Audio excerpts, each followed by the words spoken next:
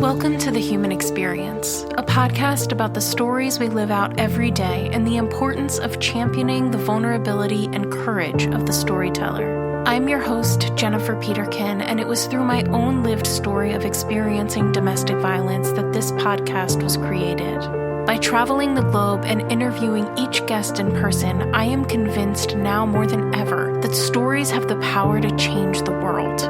You can join our community of storytellers by subscribing, leaving a rating and review, signing up for my newsletter, following me on Instagram, and more. Thank you for being here. In a world full of noise, to listen with intention is an act of resistance. Derek, thank you so much for sitting down with me and doing this interview about your story. We are in Florida. Are you from Florida originally? Born and raised in Fort Myers, Florida. Okay. Yeah, been here my whole life. Okay. Haven't lived anywhere else? A couple years in Tennessee for college, but came right back to Florida. you go. All right. Florida through and through. Do you love living in Florida? I do love living in Florida. Okay. As a northerner, I have to ask you why. Well, obviously, I was born here, but I love living in Florida. I don't like where Florida's headed. No. As far as overpopulation and all that stuff. But I think Florida is so unique because you have both oceans. Mm-hmm. South Florida is vastly different than North Florida. Okay. So the amount of different experiences you can have in one day in one state is See, I feel unique. like that about where I live, though. I live outside of Philadelphia. Okay. So like anything about 2 hours to the beach, 2 hours to the mountains, 2 hours to New York, 2 hours to DC. I feel like we're in like the center of the 2 hours to the beach. Yeah, in Jersey. I mean, it's not Florida beaches. Okay. So don't get your hopes up, but they do have beaches. So fair enough. Yeah. So you know what I mean. I do. Yeah. I Yeah. feel that way. I couldn't deal with the heat, I don't think, all the time. No, you get used to it. I guess. Not really. Okay. All right. Well, Florida born and raised. Florida, you are here to stay. So if I ask you, what is your story? What is that? Where do you start that? I started with my story is one of extreme transformation is where I would start it. My story is a beautiful representation of your past not defining you. It's a beautiful representation of what's possible in your life. That's where I would start. Okay. And then there's so many layers to it. I know. I purposefully don't know a whole lot about it, but what I do know, I'm like, we've got a lot of ground to cover. I feel like you've lived a lot of life. That's fair to say. That's fair to say. Yeah. So growing up, you grew up in Fort Myers. That's the Gulf Coast? Yeah, Southwest Florida, Gulf Coast. Yep. So yeah, what would you say is like the first shift in your story or the first mark of, you know, the path you were headed down to get to where you are today? The first shift was when I was about 7 with my father being sent off to jail, prison. I didn't know it was a monumental shift. I didn't know it would drastically affect my life until my late 30s. But that was really the catalyst for me to change the way that I showed up in life. Okay. As an only child, obviously, once he goes away, it becomes a single mom situation, and she has to do what she has to do, For sure. And does her absolute best to make sure I'm taken care of. But that also leads to me believing that no matter what I do, people will abandon me, and mainly the people that I love the most, because I watched my father get taken away. So clearly, it doesn't matter what I do. And then with my single mom juggling everything, things like sleeping outside the school gates before sunrise until the maintenance man would let me in. Again, didn't matter what I did, I had to do that. And obviously, you know how school is and elementary kids and all that, they don't tend to want to hang out with the kid that sleeps outside and all that stuff. And so it just really caused me to always feel like people are going to leave my life, in a sense of, I wouldn't say loneliness, but I would say alone, and trying to navigate that. all the way into having my son. He was born when I was 16. And then being a teenage father, again, with high school. Even though I was very much part of his life, his other side of his family would try to say that I wasn't, even though it was very clear. And then I kind of relived the same thing where no high schooler wants to be friends with a quote-unquote deadbeat father. So once again, I'm back in the alone, trying to navigate those things, and really never ever actually processing what happened when I was 7 kind of bled into my adult life. Ended up getting married, ended up in divorce where I got left, so which kind of like solidified everything. And subconsciously, that was kind of like a switch in me that said, okay, enough's enough. I'm only going to look out for myself. Okay. And I will never let somebody abandon me again. What age are you at that point? So at that age, I'm like late 20s. Okay. And so that flip kind of switched in my head. And then so that started looking like me working really hard, building a successful fitness business, getting into a successful long-term relationship. But I knew that this person would leave me because I've been shown that. So that looked like a lot of lying and a lot of cheating on my end. Okay. So I had to make sure that when she did leave, I had something on the side and all that. And it became very narcissistic and manipulative with her, but also the people around me.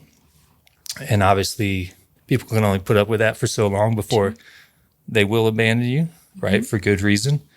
And so at that time, my whole outer world looked amazing, and I was accomplishing a lot of things. I had a great relationship. I ended up becoming a fitness model for quite some time. And so everything on the outside is great.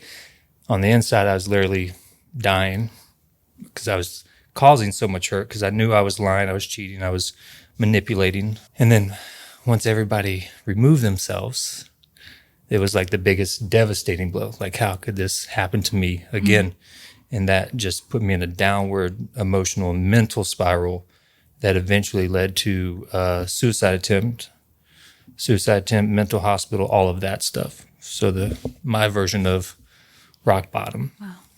And then started a whole new chapter. But at rock bottom, I had to realize that when I was there, I was still blaming everybody else for my actions and never took ownership of it. And so that was you could say, eye-opening time, because I had to look around and nobody was around, but they weren't around because of my decisions. Yeah. And so I had to come face to face with it and take extreme ownership of it. And once I did that, it was actually the greatest thing ever, because once I took ownership of all the bad things, whatever I might have experienced and all that stuff, that meant I still had ownership from rock bottom, that I could build whatever I wanted from that point. Yeah. So I could choose to use the abandonment issues, or I could heal it and design a life that I actually align with. Wow. We're getting right into it. No, I love it. That's perfect. I have so many questions, but I guess talking about ownership, and I want to talk about this a lot actually, because I think it's such a cool part of your story. Cool. So be prepared. How did you realize that that's what had to happen? Because I feel like if you're walking down that path for so long, you're in your, when are you changing this? When is the switch flipped? So rock bottom hit late 30s. Okay. Like 37-ish. So that's a lot of life to live without realizing that ownership for yourself and your actions is important. So what makes you realize that has to happen? I mean, for me, it became a matter of life and death. And so something had to change. And somewhere deep inside of me, I knew that this wasn't the life that God had designed for me. And somewhere along the way, I messed it up. And so I had to make because when I was doing all the self-sabotage and all that, no matter how many times I lied or cheated, it didn't actually make me feel good. So I knew it was never like the actual answer. So I'm like, there's some, like, why would I keep doing this if it doesn't make me feel good? Clearly I'm trying to like make up for something. Sure. Right. And then that's what I started reverse engineering the things that happened in my life. The people leaving all the way down. I was like, oh, well, that was pretty big at the time when I was 7, even though I didn't have like time to like acknowledge it or see it for what it was.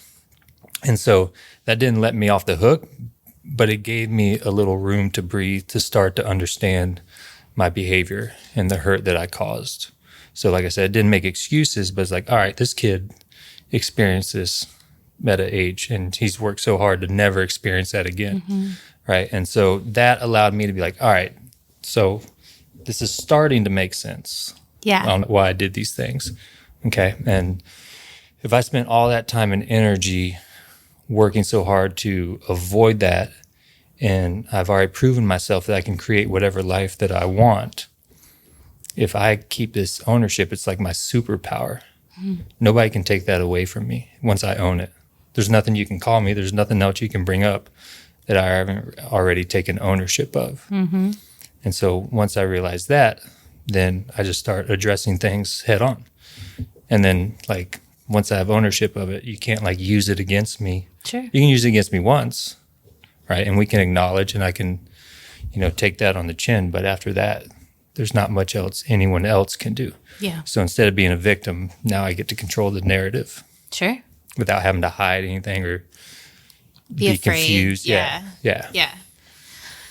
I think it's really interesting that you started your story at 7. I wasn't expecting that, but I think it's really important. It's because super important. Yeah. I think that we don't necessarily, especially if like everything hasn't been bad, I think we don't necessarily want to start in our childhood. Yeah. Because we don't necessarily have the language for it, but we have the feelings. Like the emotions are all there and they're all like stuck. Yeah. And so you have to address it or else like it will come out. Like trauma will release itself in some capacity, as you well know. So I think that's really important. Did your family you said you were an only child, single mom, who I'm assuming is just extremely busy trying to make ends meet. Exactly. Yeah. Exactly. Did you have family or community around you as a child that like recognized what was happening to you? I think like I've always had a great support system. Like my grandmother, I've always had a great relationship with my dad, all that stuff. But I think everybody was just so busy trying to keep afloat, trying to make sure I'm taken care of. So yes, I'm going to school. Yes, I'm not starving. I'm not neglected. I'm not abused or anything. Right. So everybody's just, I don't want to say going through the motions, but doing the best that they can given the circumstances. Right. And like you said, at 7, like I'm not even able to process or express anything. Sure. Right. And so that's where a lot of us get stuck is like whatever self-sabotage we have, a lot of times we'll blame it like on the past relationship or something, but it always stems from something in childhood that made us start to show up differently. I like that. So you're saying that everybody has an event or a series of events in their childhood that shaped the way that they think, and therefore everything that comes after that is a follow-up. In some way. Yeah, because if you think about it, there's a small time on Earth from the time we're actually born to whatever that first point of trauma is. And it doesn't have to be some extravagant thing. Sure. But there's something during that short time, we're literally our most authentic form. We have no perception of sadness, pain, judgment, any of those things until something at a very young age brings up something and we automatically feel whether it's abandoned or unworthy or unloved or mistreated, right? And we can't process it. But once we experience that, now we're like subconsciously, we're like, all right, I got to make sure I don't experience that again because that was really painful. So we start showing up differently based on those things. So it's always something directly attached to our gifts. So when we're young in that authentic phase, we're just living our gifts, doing literally whatever we want, showing up however we want. And then that trauma will directly attack our gifts. So like, obviously mine was abandonment. The opposite of abandonment is essentially doing what I'm doing now, which is leading others, helping others, connecting with others, right? And so when you can understand that and start to see, okay, I've been carrying this thing that's had me show up not in alignment with myself, then we can be like, oh, this isn't even like, this was never mine to carry. And then we can start releasing some of the shame or guilt, resentment, or whatever it may be that we've experienced in our adulthood or early adulthood, because we know it was never ours. Yeah, that's good. So I think what's interesting that you said too is that it doesn't have to be some like super serious event. Yep. And I think that's an important piece of it, because a lot of times, especially if you don't talk about trauma a lot, your idea of trauma is like soldiers in combat, or like, you know, a something beaten crazy wife, you know, like something that is like very big T, like end of the spectrum trauma. Yeah. And there are so many, and it is a spectrum, and there's so many little points before that that qualify. Yeah. So what does that mean to you in terms of for people trying to figure out like what that moment is or what those moments are in their childhood, and they don't really know how to qualify that experience? Yeah. Real quick before I answer that. So like the best way I can explain, like each person's version of trauma is different. And so like if you think about, if you and I are in the backseat of a car riding down the road and we get rear-ended, right? And we hop out, I hop out, and I'm like, thank God that was just a fender bender. You hop out and you're like, I'm never riding in the back seat again. I almost died, right? Both of our versions are true to us, right? So like they're both traumatic aversions if we say they are, right? So with that being said, what was your question again? I just want to throw that out there for people to help understand, so we don't compare traumas. It's a good clarification, but I guess that does kind of answer my question, which is like, how would people identify those moments in their life? So like clients I work with now, so let's just say they're like, you know, I'm stuck in these terrible relationships. Every time I get in a relationship, they cheat on me, or I've been in abusive relationships, or whatever. So they have this sense of unworthiness or undeserving, right? So then you would literally just start, I would just say like, okay, prior to this time, when's the last time you had that feeling of being unworthy? And then that was 5 years ago. Okay, what's the time before that? And you can literally keep retracing it until you get to the point, and it's somewhere usually before 8 years old. Okay. And then once they see that, they're like, oh. Do people usually have a very specific event? It takes a little time to get there. Okay. Before, like it took me 30 something years to get to that point. So yeah, you get there. It takes a little work, but you'll see that pattern has always been there, even though it might be different experiences or different people. We call them teachers. The same teacher shows up just in different versions. Okay. So again, if somebody's in a bunch of terrible relationships, the person is different, but the teacher and the lesson is the same. That's constant. They keep showing up for you to remember your worth. That thing in the past did not define you. Yeah. And then once we reconnect to that earliest version, they can reconnect with that child, bring that child up to speed. And then now they're operating from that same authentic version that was put on this earth. And then just by doing that, you start showing up differently, responding differently, different boundaries, different experiences in life. And so you realize that you're never broken. You've just been carrying something that was never yours to carry to begin with. Yeah. Yeah. How long was your dad in prison? 3 years. Okay. So when he gets out, are you a family again? Or do they? No. Okay. No.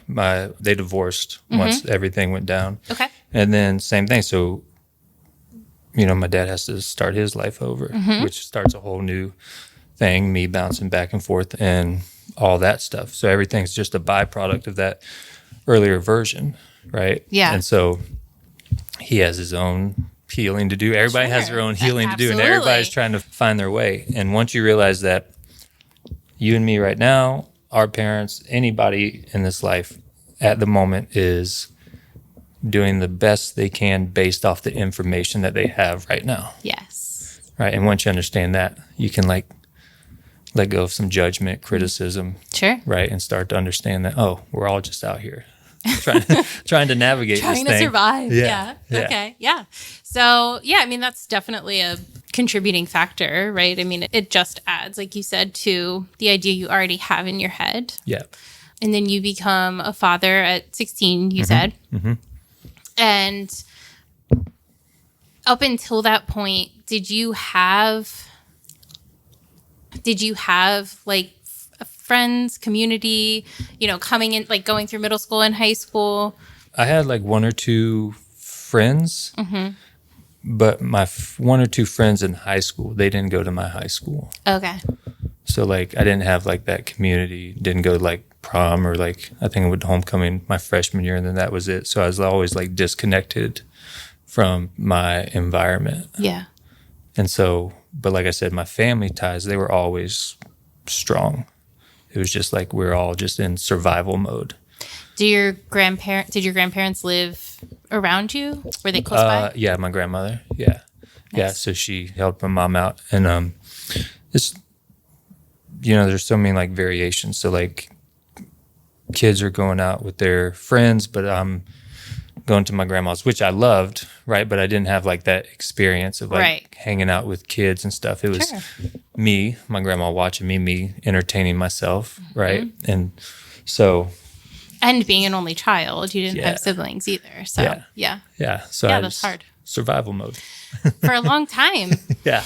It just kept going. So you have your child.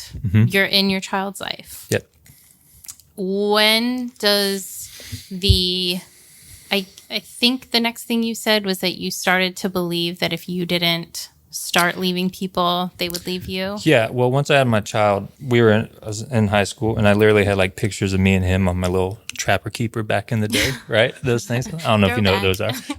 And even though I had those, I was still being called deadbeat and all this stuff. And so I literally was like, all right, well, like, I guess it really doesn't matter if I'm a good person or not. People are going to decide for me either way. And so I kind of carried that. And then after that, like I said, marriage and divorce. The crazy thing about my divorce was, again, if I go back to childhood when it was me and my mom, obviously she's trying to date and start her life over. And she would have boyfriends and they would move in. And like more than one time, we would come home and like everything was gone. Like microwave, TV, furniture. Like we would just sit on the floor, like nothing. And so I'm just showing all these things of like, it doesn't matter. Like people will vanish. And so the way my divorce happened was me and my son came home. Oh no. And everything was gone. And so that's what like literally like broke the final straw where like, this is not happening to me again. Wow. Yeah, that's a lot. Like it's so crazy, like the experiences people have, right? Because like this sounds dumb, but I've never had that happen once, and you've had that happen to you multiple times. Yeah, like that's crazy. Yeah. And just to clarify, you were not married to your child. Correct. Mother? Okay, correct. Someone different. Okay. Yep. Yeah. Okay. Wow. So I understand the straw breaking the camel's back. That makes sense. Yeah. So how do you move on? I know it's not in a healthy way, but like where do you start? Yeah. So again, if you look at me at that point coming off this divorce, and I'm like, I'm looking out for number one. I don't care about anything else. Right. But I'm also a decent human.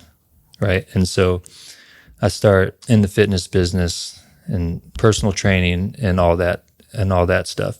And then... Sorry, is this after college? It's after my divorce. Yeah, but where are you age-wise in this? This is mid-20s to late 20s. Mid-20s. Okay, so you have already gone to college. And went to college, came back, got married. The divorce kicks in. And then I start building my fitness business. And then from that became a fitness model. So now I'm a fitness model, which comes with a lot of attention, right? And based on my abandonment issues, now I'm getting all this attention. And so really that's just adding fuel to the fire. Like, look at all this attention. It doesn't matter who's around me because I got all this attention. So I'm in a long-term relationship getting all this attention. And so I'm like, you're going to leave anyway, so I might as well take all of this in, right? And use it for as much as I can get from it. So it's like the perfect storm. I'm getting like the most inauthentic worth. Superficial. Yeah.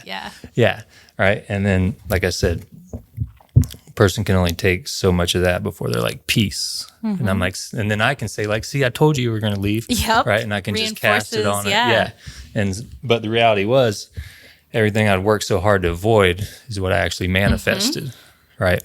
And so I could have kept on that path and being like, everybody's going to abandon me. Right. Yeah. And then when I got through the suicide attempt and was at rock bottom, I was like, well, I'm still here. So maybe not everybody's going to abandon me because I'm still here for some reason. Yeah. And then so that was like my little toothpick to hold on to and start rebuilding from that. Yeah. Why fitness? What got you into that? When I was married, I was becoming like the thing I dreaded, which I didn't want to be, which was like, I'd seen so many people in either divorce or like unhappy with themselves and unhappy marriages, and it was heading that way. So I went through my own like physical transformation. Okay. So that wasn't what you went to college for? No. Nothing to do with it? No, Okay. nothing to do with that. No. Okay. I went through my own little mini physical transformation and started helping like one or two like family members and stuff. And then just decided to start doing personal training because I was doing construction at the time. And I was like, I don't really want to do this for the rest of my life. So I started the personal training business and that kind of took off. Okay. And then how do you, I mean, I feel like there are a lot of personal trainers out there. So how do you transition from personal trainer to fitness model? I just got noticed or discovered or found or whatever on social media. Okay. By like a modeling agency. When is this? Like, what year are we in? Because so much going on. So I was, let's see, I'm 41 now, so about 8 years ago. okay. I'm not So good at math. social media is like really in its infancy in a lot of ways in that like particular part of it. Yeah. It's not, it's past MySpace, but it's not. It was like when Instagram was influencer. just kicking in, Okay. but nothing like it was now. Yeah. So yeah, it just got discovered through social media and just kind of dove head into it. And then that took off. Did you enjoy it? I mean, past the superficiality of it. I enjoyed it in the sense of like, I felt like I had achieved what I'd set out for. Because I do remember laying in my bed, and I don't remember what it wasn't MySpace. I think it was like Tumblr or something, where there was like, and like, there was like fitness pictures. And I'd be like, wow, that'd be like amazing to just get paid for people to take pictures of you. And so in that aspect, I was like living a dream, but like, I quickly realized like everything was falling apart. And so like the more things fell apart, the more I leaned into that life and the more disconnected I became from like, obviously my girlfriend, but even like my family, and just leaned into that because it was kind of like putting a Band-Aid on what I was avoiding for 30 something years. Sure. So yeah, I mean, if you have genuine relationship with people and you're not living authentically, it's pretty hard to keep like balancing those two things, right? Yeah. Yeah. So your girlfriend breaks up with you, leaves? Yeah. Yeah. I mean, did you pretty keep much, all of your stuff this time? I kept what I wanted this time. Okay. But That's something, well, I guess. I say that because also from my divorce after that, I vowed to like never have enough stuff that I couldn't put in my truck and leave within 5 minutes. Like literally, we can all laugh about it now, everybody that's part of the story, but like just the most like emptiest shell of a boyfriend Dad. you could be. Like, who doesn't, like, you guys moving together, and then you like buy furniture together. It's like your place. I'm like, I mean, I'll pay my part, but none of this is mine because I need to make sure that all my stuff can fit in my truck. So this is all yeah. And that's not a good way to live. No. Yeah. It's not. But you got there. Yeah. So that's okay. Yeah. So your girlfriend leaves. How long after that does it take you to hit rock bottom? Only a few months, because in Fort Myers, we were both pretty well known, and I was by that time pretty well known. Was she a model too? She wasn't, but just in like Fort Myers, she was she knew a lot of people. And so everything about not only our breakup, but all of my dirty laundry was aired out there. And like, it really hit me, and I was just so devastated that I had allowed myself to create so much chaos and all that stuff. And it was really hard for me to bear. And so, like, spiritually, I was dying inside, and like that version spiritually was trying to say, like, this can't go on any longer. But I was physically trying to end it, to escape the pain and all that stuff. And so it only took a matter of months, and through God's grace, my mom just happened to show up at the right time without any warning. And so I got through that, and that's when I started learning about my abandonment issues and all that stuff. And while I was doing that, I still had trouble with people, expressing their feelings about me or bringing up my story or anything of that. So like, somebody's words could still trigger me and put me back into a spiral. And so all it took was the wrong conversation with somebody to put me in a spiral. And given what I'd already tried, they automatically just put you in a hospital because they have those records and all that stuff. Right. And so after my suicide attempt is when I landed in the mental hospital. Okay. And how long was that? That was a little under 2 weeks. Okay. And so the mental hospital was probably like it was probably the best thing that could happen to me, because when I got in there, all you're allowed is crayons and puzzles and coloring books. You don't get to decide when you eat. You don't get to decide when you sleep. You don't get to go outside. You don't get to listen. You don't get to do anything. And while I was in there, it really helped me understand that, like, dude, no matter like what's transpired or how you're feeling, you always have the ability to go stand in the grass, go feel sunshine, turn on your TV, pet your dog, do whatever. Like, your life is not over. God is continuing to give you opportunities. And so that really helped me say that, like, there's nothing anybody can say that I will allow to put me back in that situation. And so I just took all my dirty laundry with me and started folding it up, putting it where it needs to go, and essentially started rebuilding my life from that. Yeah. Did you have faith before all of this, or is that something that you found afterwards? It's definitely something I found afterwards. Prior to that, I wasn't sure what I believed in. If anything, I believe that there was a higher power, but I wouldn't use the word God.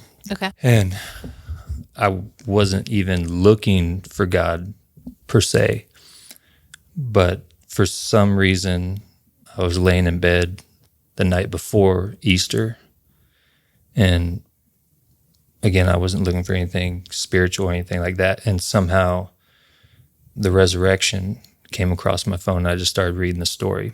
And I was mainly reading the story of, like, right up to the death of Jesus, and how much sadness and pain there was for, like, his mom, the people around him, and, like, everybody thought, like, everything's over. It was so dark for everybody. Yeah. And obviously, we know he came back, and, like, something just said, like, dude, like, this is where you're at. Like, you're at the part where it's super painful and dark. But the resurrection story is showing you what comes afterwards, because what comes afterwards is really more than you can fathom, more than you can comprehend. And so that started changing everything. So I started like my own spiritual resurrection. Very cool. Yeah. When you get out of the mental hospital, how quickly do you, I mean, I know you said that was your turning point, but how quickly do you start to take action in that? So I start taking immediate action, but everything is such a process. So Yes, it is. So, and by that, I mean, like, part of me wanted to go around and show everybody how much I changed. Yeah. Right. But that's really just me trying to prove something. Right. And so the first part of that process is realizing, like, even if they do forgive you, that doesn't mean you're allowed back in their life. Right. So then that's like another thing, like, all right, so either way, you're not granted access back to any of that. And then after that, I spent a lot of time feeling like I'm just here to be the poster child of what not to do in life. So starting helping others and speaking life into them, but also thinking that I don't deserve like the love or a chance again, almost like a martyr, like an example of what not to do. So then that was a process to overcome. And then there was a whole nother process to overcome the amount of social anxiety I had, because I just felt like if I was in public, every single person was judging me or talking about my story. Or if somebody wanted to talk to me, they just wanted to get dirt on me and criticize me. Yeah. So like it was a process of me not medicating myself with pain pills just to pass the time. Like literally I had to start off with like taking my dog for a walk downtown and then taking myself to lunch downtown and all that stuff, and really just getting to know myself again. And the way I got to know myself again was what we talked about. I had to go way back to 7-year-old Derek. And I just remembered all the things he used to enjoy doing, playing outside, traveling, listening to music. And I started doing those things again and really getting to know myself. And now I'm spending more time with that version than this previous version. Yeah. And so now my energy, my mindset, all those things change, right? So like where before I would like essentially condemn myself, I would literally cover my kitchen in sticky notes of every name I could call myself, right? But if I'm spending time with this 7-year-old child, I'm not going to speak to that 7-year-old child like that, right? And so that's how I started to heal myself, was going back to that version instead of me feeling like, oh, I got to become this new person. I just need to reconnect with that kid that never experienced abandonment. Yeah. Where did you get that framework?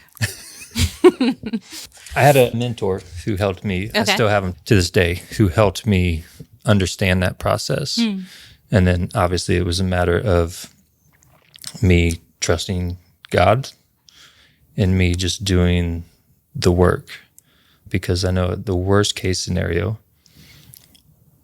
the rest of life, it'll just be me and God. And I'm okay with that. Right. That's a hard place to get to. Truly. Yeah.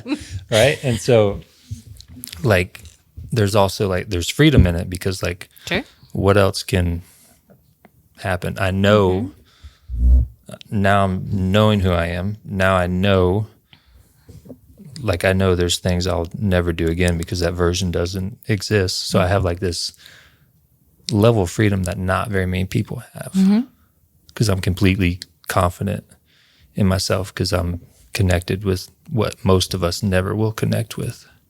And so in a way, it was like I said, a whole new level of freedom that most people won't comprehend. Yeah.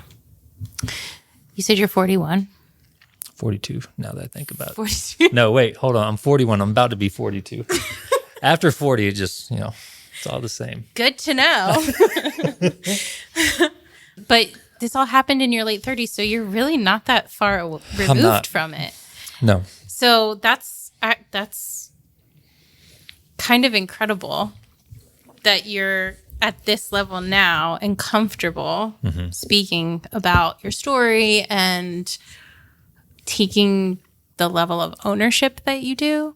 So, yeah, I mean, I would say healing is such a process, but you seem to have fast-tracked it. What would you... Yeah. Why? So, how did you do that? The healing process, like you said, it's almost like it's fast-tracked. And same thing that I tell the clients that I work with. So many times when we feel like we need to go through healing or we need to make changes, we feel like we have to become a new person.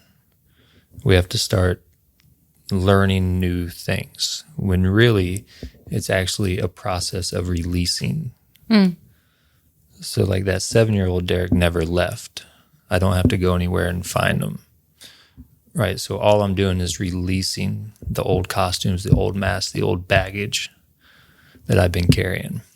And that, I don't want to say it's easier, but you spend less time thinking that something's wrong with you. Sure. Right. Like I wouldn't go to 7-year-old Derek and be like, here's what's wrong with you. Right. If anything, I'd be like, here's what happened to you. Yeah. Right. And then that we can call it fast tracking the the healing process, because everything you're looking for is already there. Yeah. Where so many of us get stuck because we're searching for something, not realizing it's already inside of us. How do you heal the wounds, though? Like, for 7-year-old Derek, how do you heal those wounds? How do you do that in such a way that it's not something that reopens for you, or does it reopen for you and you just have the tools to handle it? I would say the wound is definitely healed once you understand. Obviously, like if I look at myself, every decision I made was based off safety. Every decision we make will always be based off what we perceive as the safest. And that's what my father did. That's what my mom did. That's what their parents did. And so when you can see that your decisions were based off safety, like my decisions, my self-sabotage was all based off me trying to keep myself safe from abandonment. So my dad did the same thing, whatever his perception of safety was. Right. So it would be almost hypocritical to be like, how dare you make that decision when I made the same decision? And then it's a process of understanding forgiveness, what it is, what it's not. And then you literally you realize that it was all based off safety. There was no direct ill will. Even the people that have said terrible things, it's all based off safety, keeping themselves safe. Yeah. And when you see it as an act of safety, not an act of spite, those wounds naturally start to heal. Because nobody else can heal those wounds. Sure. You're the one that has to heal them. And that comes back to ownership. Right? Yeah. Yeah, I guess. You don't sound so sure. No. I'm just processing. No, I love what you're saying. Right, because we're not responsible for what happened to us. We're just responsible for how we respond to it. Right. Yeah. Yeah. Was it difficult for you to come to terms with the fact that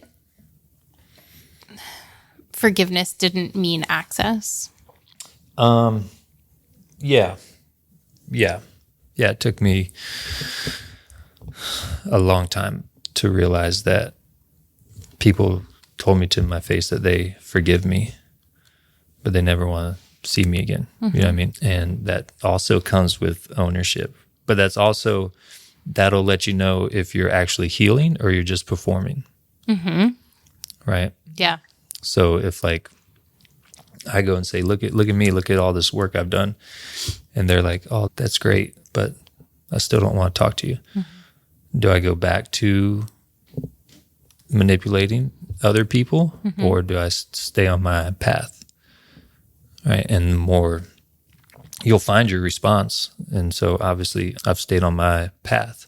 Yeah. And like, so the healing has been done on that aspect. Mm-hmm. You use the word narcissist, Mm-hmm. which I think is an important word, but I think it's also been It's a buzzword diluted. right now. Yeah. Yes. Yes. It's very much part of our social vernacular. yes. Yes.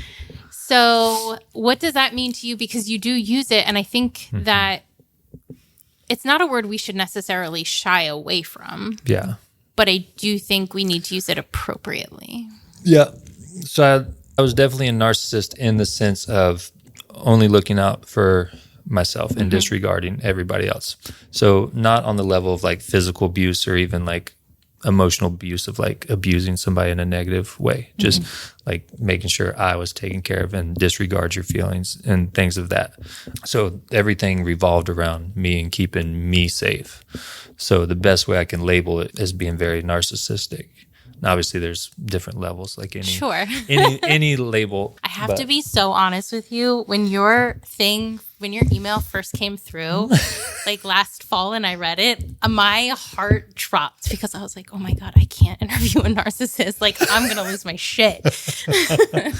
Yeah. And then I took a breath and was like, you need to calm down. But yeah, it was, it affected me when I first read it. So it is an interesting word to use, but I think it's a part of your story in the sense that so much of what you've done is about ownership of yourself and being willing to use the hard words to describe and like not sugarcoat it. Yeah. Which I think is really admirable. And I think is something that we can all learn from, because no matter where you are, you don't always know how much you're affecting somebody else or like what you do and say kind of how that can affect somebody. Yeah. But you have to know that you've hurt somebody at some point in your life. Right. And so to be able to take that and say like, I messed up and this is how, and this is why. Yeah. And even if I didn't mean to, or even if I know why I did it. Right. I still have to take responsibility for that part of it. Yeah. Yeah. I'm very transparent for two reasons. One is for people to understand that, your past doesn't define you. There's a reason, and that anybody can change, but also to help women that were in my girlfriend's situation and who have gone through those terrible experiences, to help them understand that it had nothing to do with her. Right? Your ex-girlfriend? Yeah. Okay. Yeah. So anybody that's on the opposite end of the narcissist, it never has anything to do with you. And a lot of times the woman will try to overcompensate for the narcissist.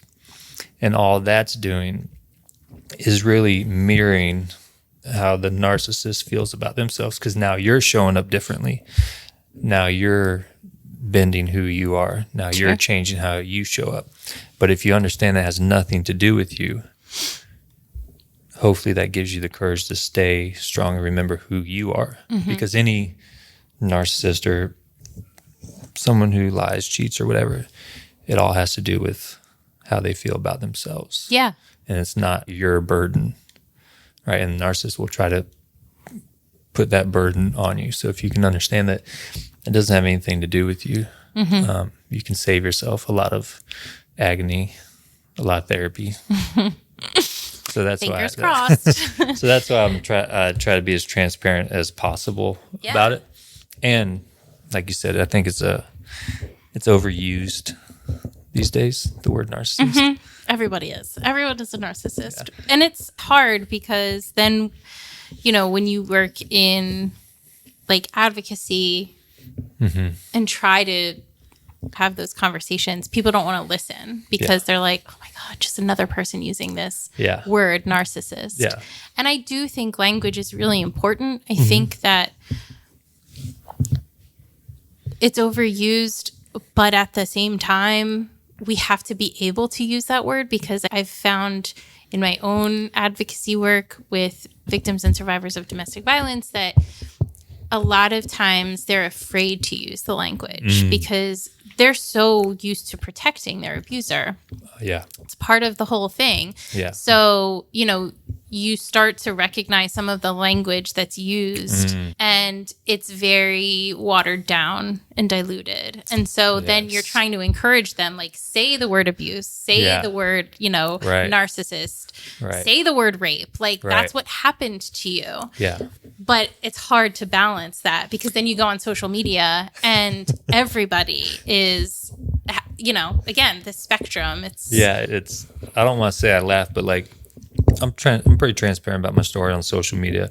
And when I talk about ways to tell if somebody's a narcissist or how to avoid narcissists or whatever, there'll always be like a comment or a message from females like, this is so helpful. My ex-boyfriend's a narcissist, and they'll be called a narcissist because he said I didn't want to be with you anymore or something like that. And I'm like, well, and then, but also with the same token, they'll be like, thank God you said this. This is 100% spot on. I hate all narcissists. And then I have to respond in the comment like, well, the only reason it's spot on is because I was that person. And then they're like, oh. Blocked. Yeah, they give me all this praise, and I'm like, well, there's no reason why it's spot on. They're like, oh, never mind. Just kidding. But yeah, like there's different levels, right? Because then you can't disregard the reality of what some people go through. Sure. It is hard, and I think it's always going to be that way for part of it, right? And like we're not always going to get it right, and that's okay. Yeah. And there are always going to be people that use the wrong language to describe maybe something that they're going through, but that just means that they're going through something else that they're like not able to like they don't have the language for. Exactly. So grace upon grace. Absolutely. Amen. That's for myself because sometimes I'm like, are you kidding me? But do the best you can. Yeah. So how did your family react when you like started? Which part? Let's go back to 7. No, just kidding. When you started this shift, and now like you're very vocal. You're not pretty vocal. You're very vocal about it, which is great. Yeah. But how was it for them? Because I assume, maybe I shouldn't assume, do you still have a relationship with your family members? Yes. Okay. Yeah, for sure. Great. So how did they respond to like this seemingly 180 degree turn? I mean, they're obviously proud in a lot of ways. I know because they've expressed it. I'm teaching them a lot. Like even to this day, like my mom still battles with feeling like she failed as a parent just because she's watched me go through everything. But like last week we had a in-person retreat with like 40 women. Wow. And so like, oh yeah, you said that in Fort Myers. Yeah. Nice. Yeah. And so it's helping them understand they didn't fall short because everything I went through is what got me to this point to be able to be this transparent, but also to be able to help others. If I never went through those things, I wouldn't be living out my purpose. So like everything that they did or didn't do happened exactly as it should.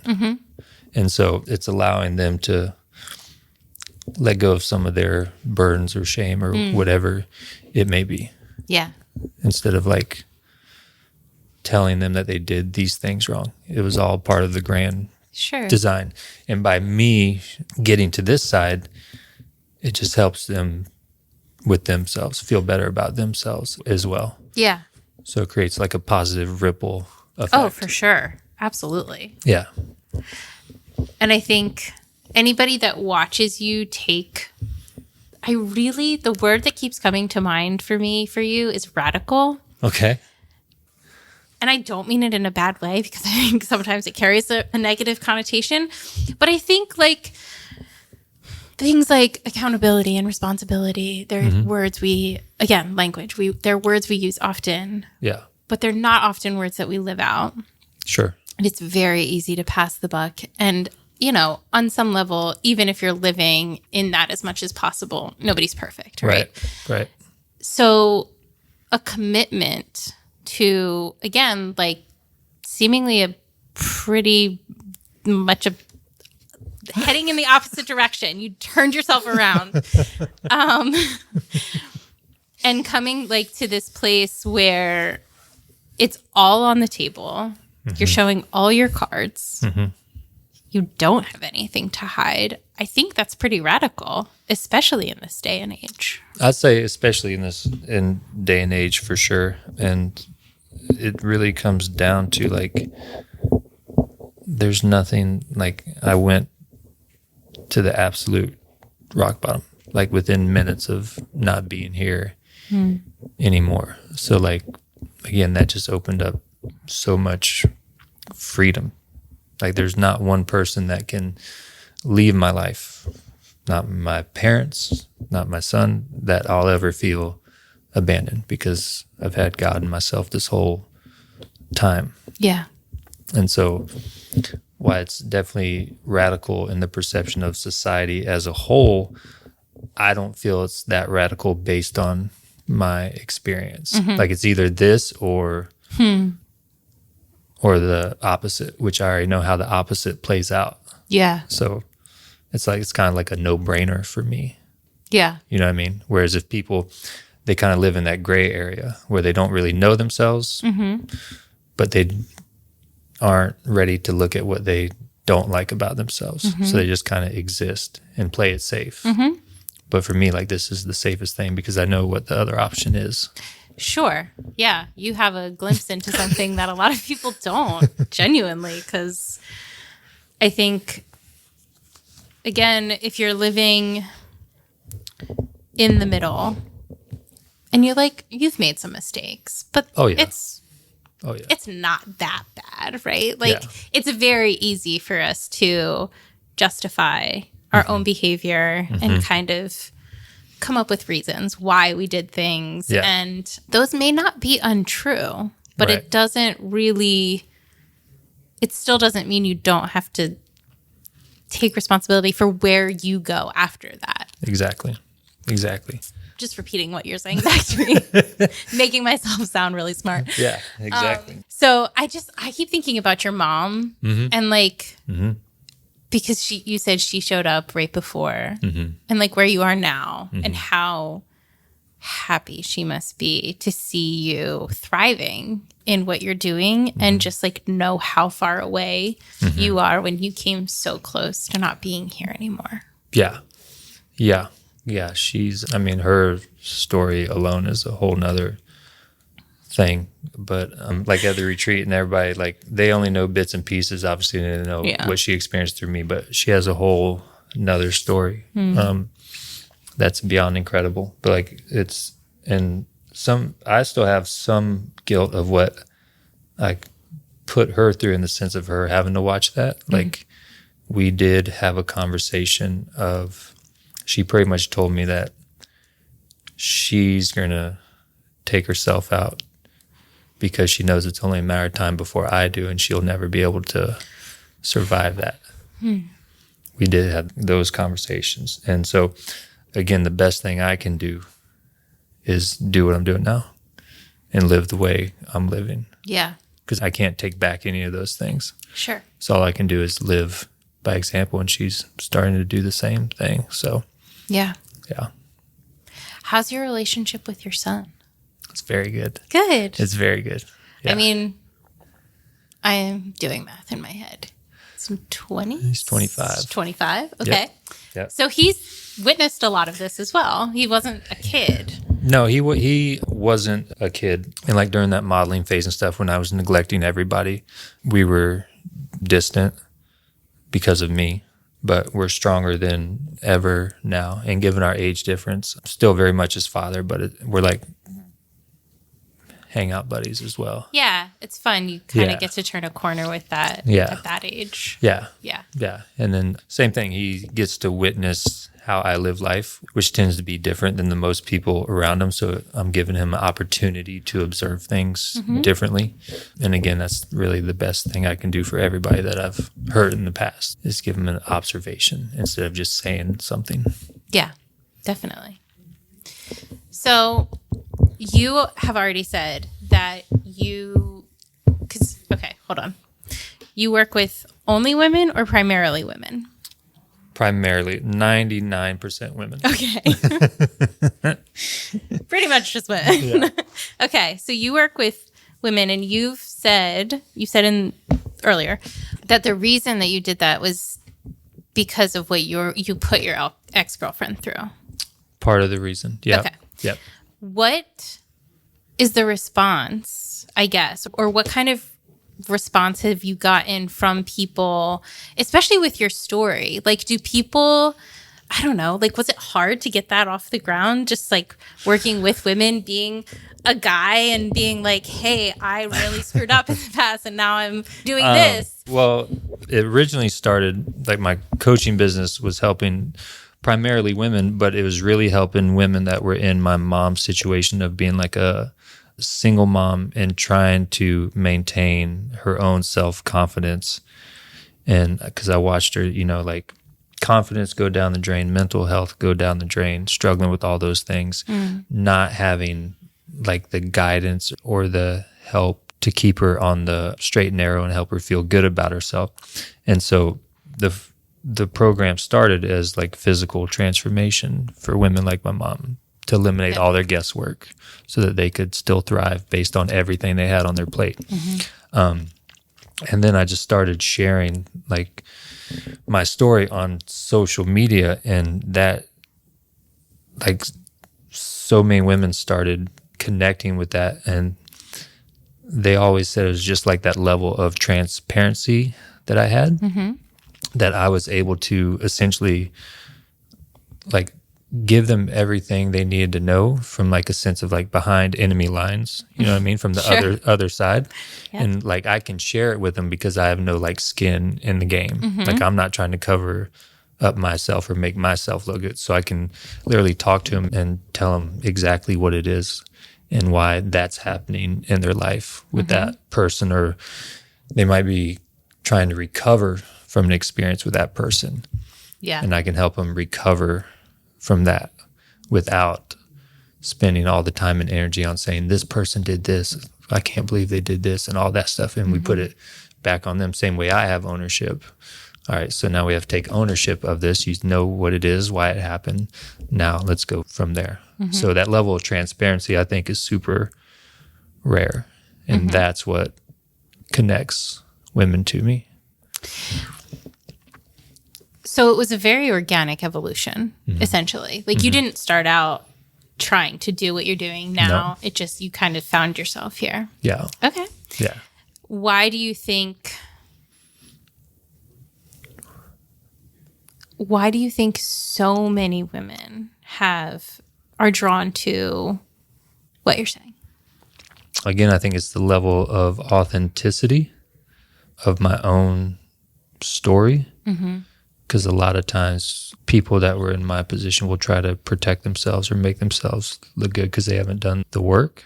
Yeah. So like when I work with women, I always tell them, like, obviously the more transparent you are with me, the more I can help you. But it's a two-way street. Like, I have 100% level of transparency. So if you ever want to know anything about me specifically, why I did something or why I didn't do something, I'll literally give it to you. So like, I feel like what's missing from a lot of women's healing journey or them feeling like themselves again is like the own firsthand insight. Like, another woman can tell them, you're this, you're that, you're like, you're deserving, you're worthy, and all that stuff.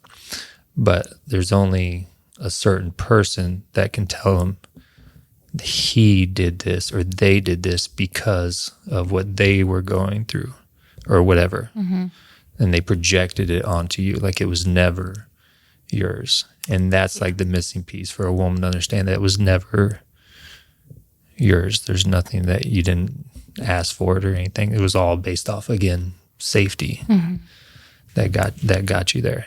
And then that like turns one light on for them, and they can start to see like what's in the room. So with that, then do you think that majoritively women are struggling with issues due to or because coming in contact with men? I wouldn't say directly men. I think obviously as you go on through life and you start having relationships, men become the common denominator. But whatever that man or men brought to the table was something they've already experienced. So all that men's just bringing up, they're essentially highlighting that point of trauma that changed how you show up in life. Okay. So Does that make sense?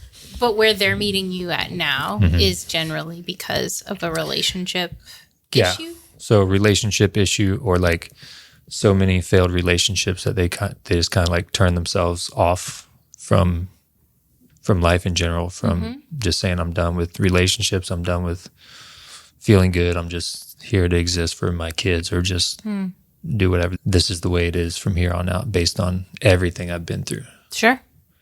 And so once we flip that narrative, they're like, oh my God, my life is just starting. That's cool. Yeah. When women come to you, have they tried a bunch of other stuff before and it hasn't worked? Yeah, a lot of women have tried like traditional therapy. And at the beginning, I tried traditional therapy. It didn't work for me, but it seems like more women than not that have tried therapy, they just feel like they're rehashing the situation and like reliving the situations over and over. And there's never like that step towards ownership, because it's hard to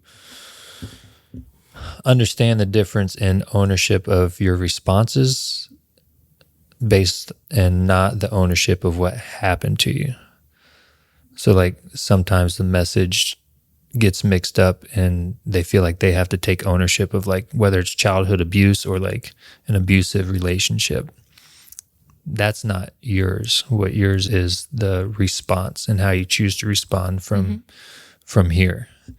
And a lot of women don't realize that.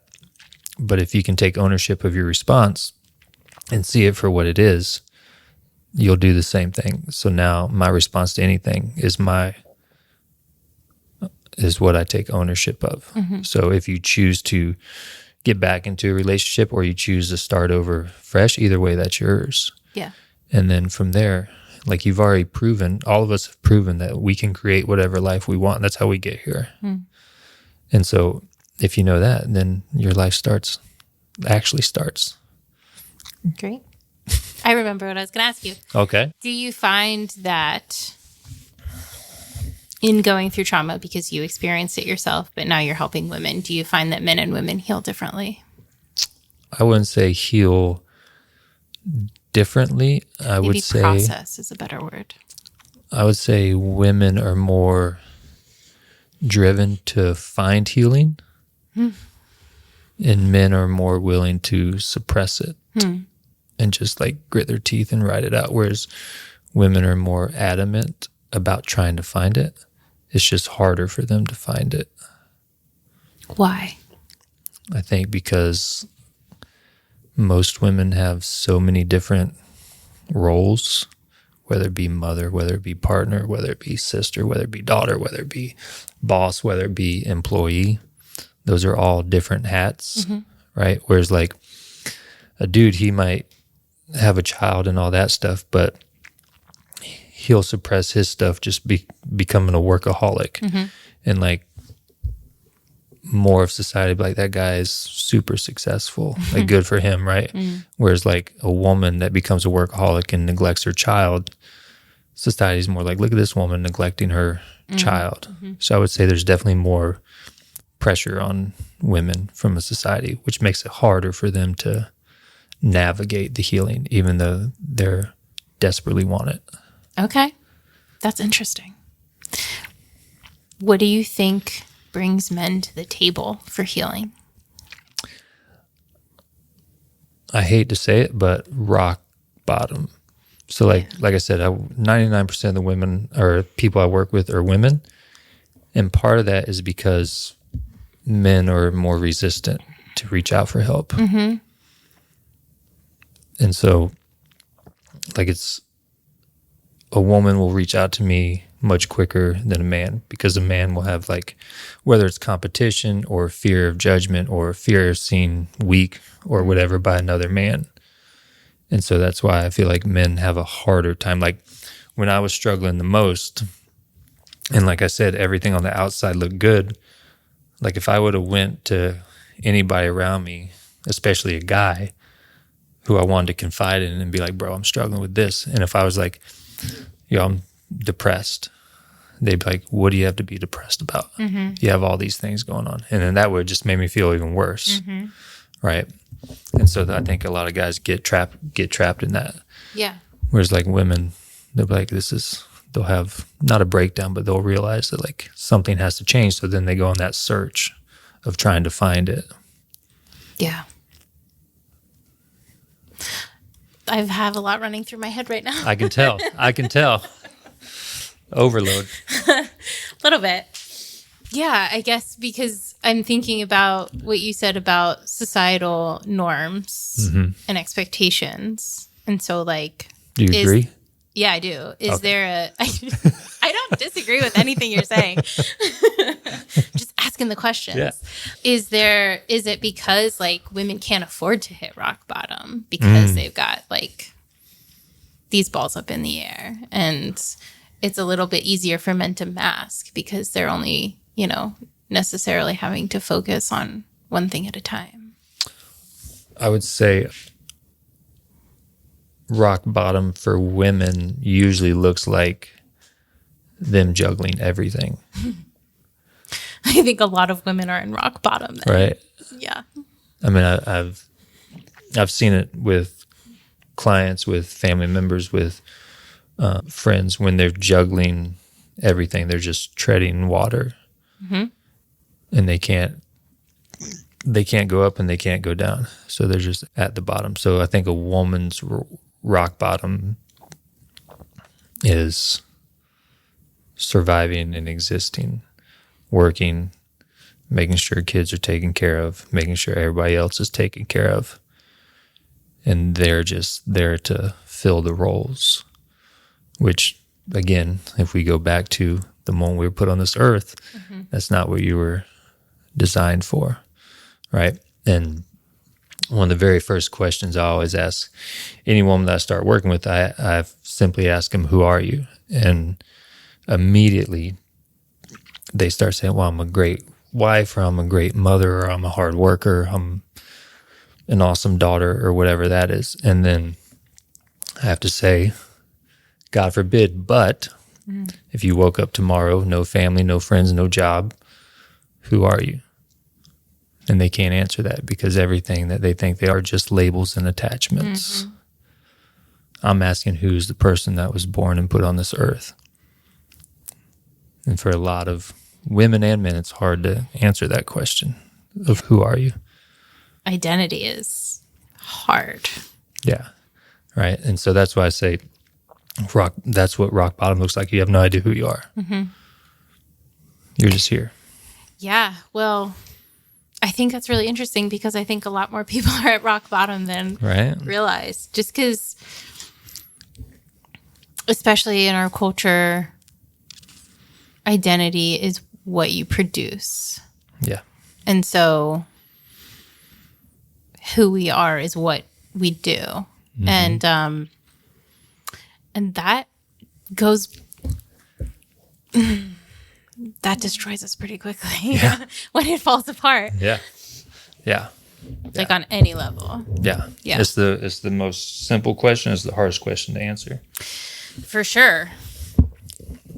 So do you coach people that don't have faith? Mm-hmm. Mm-hmm.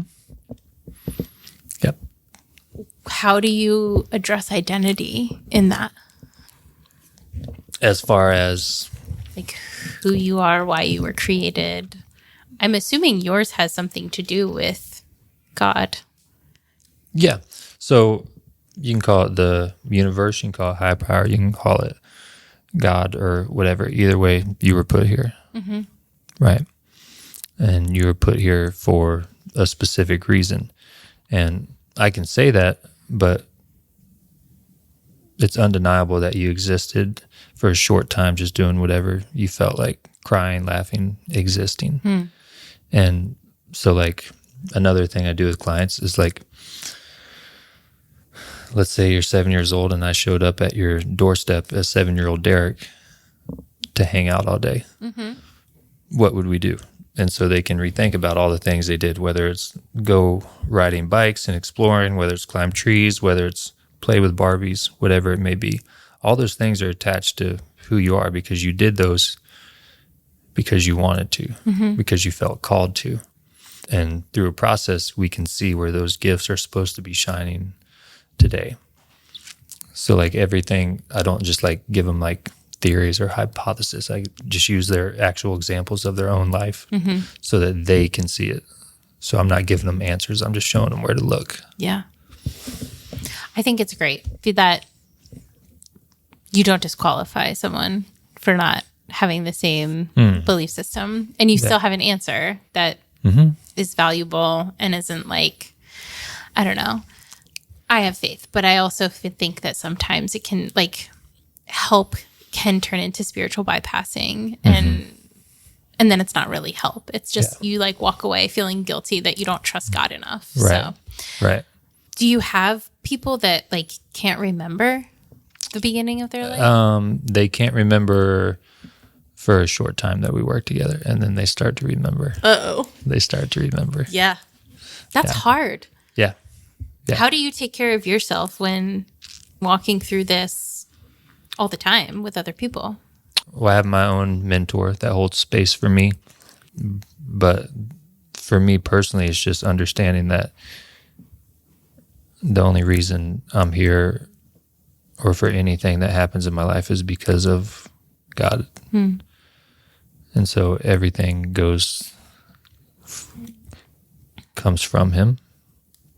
And so that helps me not have to carry so much because it's not my doing. Everything comes from him. Yeah. And so for me, that takes the burden off of me, whether things are going really good and I feel like I got to keep it up, or if things are going really bad and I'm struggling. Yeah. He's the one that's in the driver's seat. Yeah. And so that helps me personally. Good. I do have one question that I ask everybody at the end of each show. Cool. Which is, through the lens of your experiences, what does compassion mean to you? Compassion towards others or just in general? Take it however you want. Compassion for me means instead of asking what's wrong with you, asking you what happened to you. Yeah, that's powerful. It's a great place to start. Yeah. That kind of interrupts a lot. Yeah. Yeah. Yeah. It eliminates a lot of noise. A lot of noise. Very good. Was there anything I didn't ask you about? I don't know. Did I miss anything? I don't know. I just was following my bunny trails, but who knows? I could have like totally. I think we covered over. a lot. I think so too. No, it's good. But thank you so much for your candor, for being willing to sit down and talk about. Yeah, no problem. Answer all of my questions. Thanks for having me. Yeah, and we'll link to you in the show notes, social media channels, whatever, any website, all of that. So you'll give that to me later, and we'll link to it in the show notes, and people can find you that way. Perfect. Thank you. Thank you. Thank you for listening to The Human Experience. If you enjoyed this episode and you'd like to help support the podcast, please subscribe, share it with your friends and family, share it on social media, and rate and review it on Apple Podcasts and Spotify. You can also support the podcast financially by going to my website, thehxpod.com, linked in the show notes, and clicking on Donate.